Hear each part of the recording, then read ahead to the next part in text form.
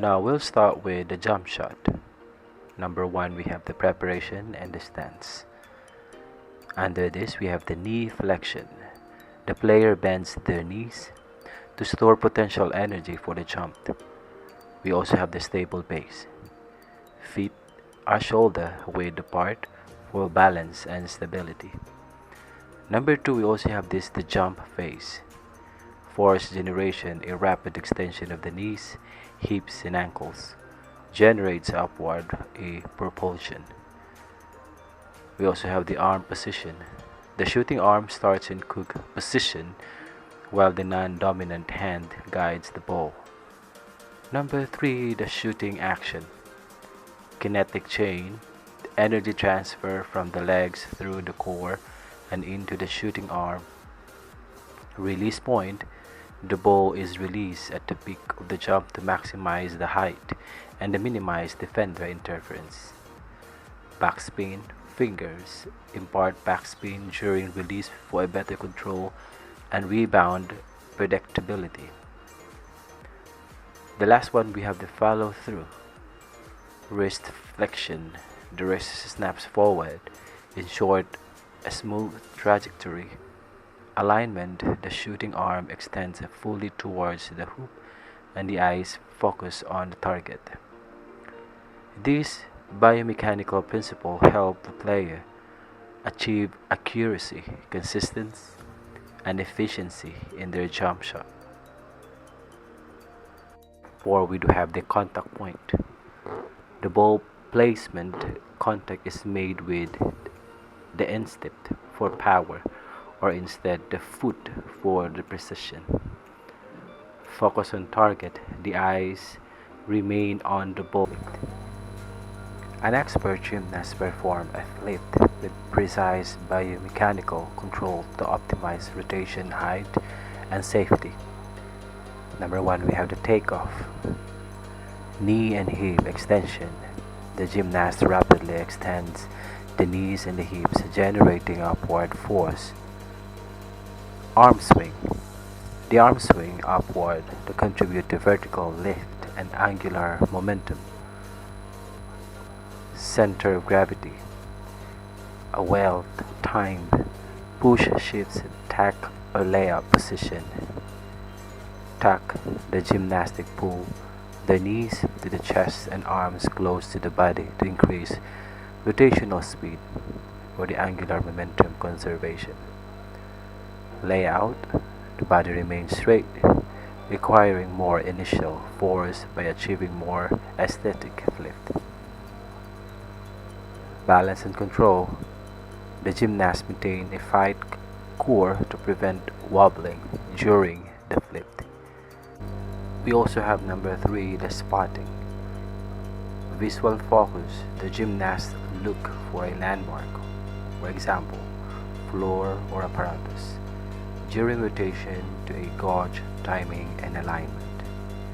The last one, we have the landing. Leg preparation. The gymnast extends the legs to prepare for impact. The knee flexion, the knees bend slightly upon landing to absorb shock and maintain balance. Stable base, feet land shoulder width apart for stability. By applying this biomechanical principle, the gymnasts achieves precision, height, and control in their flip, minimizing risk and enhancing performance. Next, we have serve in tennis. An expert tennis player performs a serve with biomechanical precision to maximize power and accuracy. Number one, we have the stance, a balanced posture with knees slightly bent and weight evenly distributed. Number two, we have the toss. The ball is tossed high and slightly forward for optimal contact. Number three, the kinetic chain. Power flows from the legs through the torso to the arm via hip and shoulder rotation. Number four, we have the racket acceleration. The racket swings through a full range of motion, leveraging wrist snapped for speed. Number 5. The follow-through. A controlled finish ensured balance readiness for the next move. These elements ensure an effective and consistent serve. The next we have the spiking volleyball or spiking in volleyball. An expert volleyball player spikes with biomechanical precision to maximize power and control. Number 1, we have the approach. A 3 or 4 step run builds momentum. Number 2, jump. Explosive knee, hip, and ankle extension generate height. Number 3, arm swing.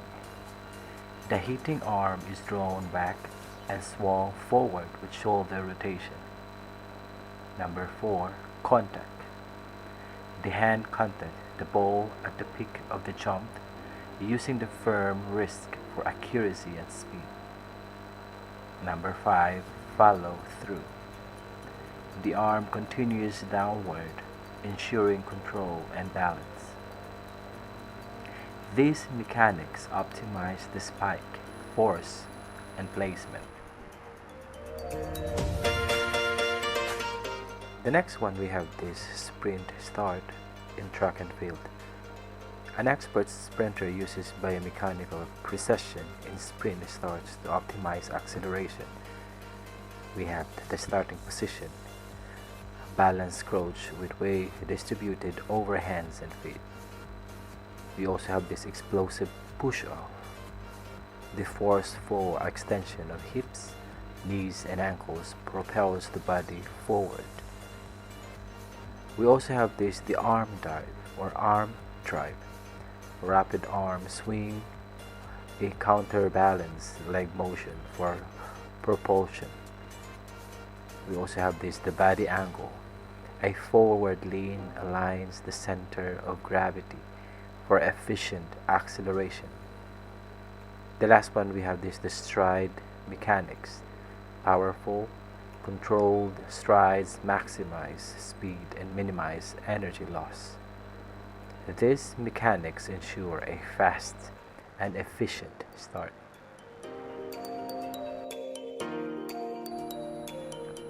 Next we have the stroke or dive in swimming. An expert swimmer uses biomechanical precision for strokes and diving in maximum and speed. Stroke, smooth arm pulls with high elbows position and strong leg kicks maintain propulsions and streamline. Body alignment, a streamlined body reduces drag and conserves energy. Breathing, controlled head, turns and synchronized with strokes to minimize disruption. For diving, we have takeoff. Explosive push from the platform generates forward momentum. The last one we have the entry. Hands lead streamlined body into the water, minimizing splash and drag. These principles ensure optimal performance in swimming and diving.